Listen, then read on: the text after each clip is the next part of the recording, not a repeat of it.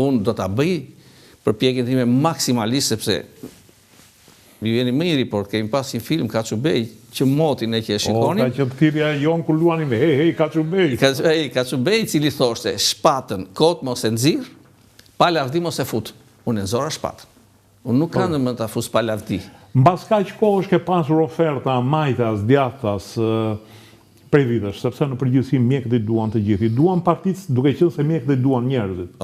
Aq më tepër, mua më është bërë qefi kur një mësuese e motrës time, unë kam qenë 3 vjet në Sarandë, Janulla Lepuri, i tregoj nënës time, sepse flasin herë mbas here në telefon, i tha që te Intermedica, Vasoja, ja u bën analizat pa para atyre që nuk janë mirë nga gjendja ekonomike në Sarandë. Do më thënë ku keni laboratorët tuaj në qytetin e origjinës tuaj.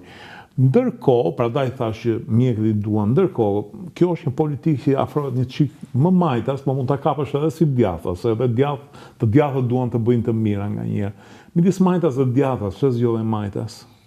Të kthejmë pak tek shpreha që tha mësuesi nderuar Janulla Lepuri. Është e vërtetë që unë kam bërë kaq shumë analiza falas të njerëzit, sa që në Sarandë bilanci është negativ. Letë mos ta besoj. Unë e bëra atë investim në Sarandë për veten time, për shpirtin e atij babait tim që ka vdekur shumë herë të investova dhe për maman time që kam aty që është 91 vjeç, për ato motrën vllain, për motrën tjetër që pra unë jam djalë Sarandë dhe duhet në një farë mënyrë këtij qyteti të jepja diçka. Bile kam bërë dhe vazhdoj dhe e bëj dhe e them me shumë përgjegjësi qytetare. Falni. Unë i bëj falas, por i pres faturë tatimore atij qytetarit, paguaj të gjitha detyrimet tatimore ndaj shtetit, sigur ai mua të ketë paguar. Do me thënë ti hyn me minus 20%. Me 20%. Dhe e bëj edhe akoma dhe sot dhe e kam bërë dhe këtu në Tiranë, për shumë arsye, për njerëz që nuk kanë pas mundësi, kanë qenë në nevojë, kanë bërë analizat përsëritura, kanë qenë shumë shtret.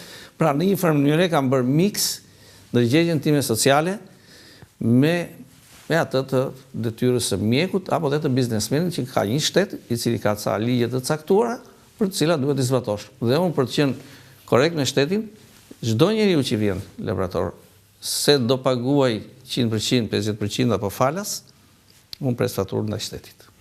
Bason, njerëzit me kalimin e viteve kthehen te rrjenjët e tyre.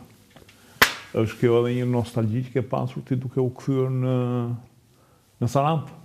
Patjetër është një nostalgji e kthimin tim në Sarandë, sepse në bisedën e ligjit që bëm para se hyjmë në studio, ka filluar të më marrë malli për Sarandën dhe unë shkoj shumë shpesh, gati çdo 2 javë tash në Sarandë. Jo sot që kam marrë një detyrë për të cilën duhet ta realizoj me sukses, por ka vite që as më shkon ndërmend të hyja rrugës së politikës, por sidoqoftë, nga momenti që fillova të ndjej mallin për qytetin tim, unë kam vajtur shpesh edhe pothuajse një nga arsyet që investova është aty që mos vetë thjesht të pi një kafe, të vëzhgoj detin, edhe pastaj të drekën ku do të ham?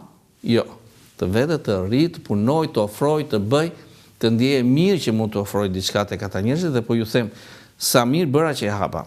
Kur është hapur në 4 korrik të vitit 1915 Intermedica Sarandës. Është një qendër diagnostikuese e plotësuar.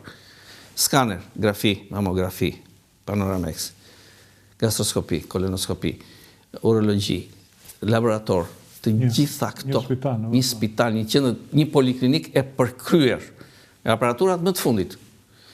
Në vitin 1995, kur hapa laboratori, një pyetje më bën nga një mjek. Troponinën do ta bësh? Një pyetje që rutina për të parë i smuri ka infarkt apo s'ka infarkt, ka bërë ishemi të zemrës apo s'ka bërë. Dhe më duk, për ne është një rutinë. Po për qytetin e Sarandës, në atë kohë mungesat e veta që kishte spitali, për një troponin mund të shkonte në Janin, në Igumenic ose në Tiranë, për një troponin. Unë dhe i thash, po, është rutinë. Duar trokiti, kaq mjafton për të treguar që unë këtij qyteti çfarë i ofrova. Në kohën e Covidit, që të bëje D-dimeri për të parë, ka bërë trombozat pulmonare, ka bërë atë ground glass i quheshin ato ndryshimet e mushkrive nga Covid i famshëm i tmerrshëm që për të cilën edhe vetë neve që ishim mjek Shpesh herë vini në pikpyetje e curin e pacientit, do roj, do ta ka përcej, apo do vdes. Dhe për më tepër prezencën e një skaneri me ekzaminim, me kontrast, e një grafie, e një ekoje, të gjitha këto është një poliklinik, është komplementar, nuk është konkurrente me spitalin, mos i ngatrojmë gjërat, mjekësia private nuk konkurron mjekësinë publike, po është plotësuese, komplement dhe rrugtoj së bashku. Siç ndodh në gjithë botën e qytetëruar. Dhe kjo unë plotësoj në atë qytet, atë që nuk e ka shërbimi publik, që mos të ngrije njerëzit dhe të shkojnë të bëjnë ekzaminimet në Tirana, apo në janë kanë dhe kostot e udhëtimit, kostot e udhëtimit, logjistikës, traumën e rrugës, ose mund të vej për asnjë gjë, kur e ka ekzaminimin aty tek KM dhe në çdo orë të ditës dhe të natës.